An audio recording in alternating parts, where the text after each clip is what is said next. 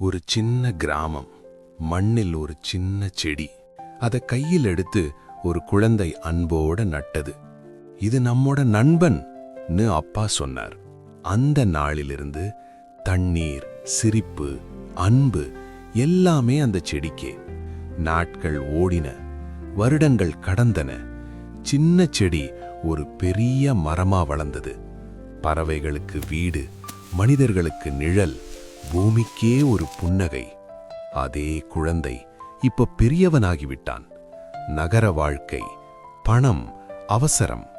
இந்த மரத்தை வெட்டினா லாபம். மரம் வெட்டப்பட்டது. விழுந்தது கிளைகள் மட்டுமில்ல, நிழல், காற்று, நினைவுகள் கூட. மரம் பேசல, ஆனா அதோட அமைதியில ஒரு கண்ணீர் இருந்தது. நான் உனக்கு எல்லாமே கொடுத்தேன், நீ என்ன வெட்டிட்டாயே. அப்போதுதான் அந்த மனிதன் புரிஞ்சுகிட்டான், மரம் வெறும் மரம் அல்ல, அது நம்ம வாழ்க்கை. ஒரு மரம் வளர்க்க ஒரு நிமிடம் போதும், ஆனா அதை இழந்தா ஒரு தலைமுறை அழும். மரங்களை காப்போம்.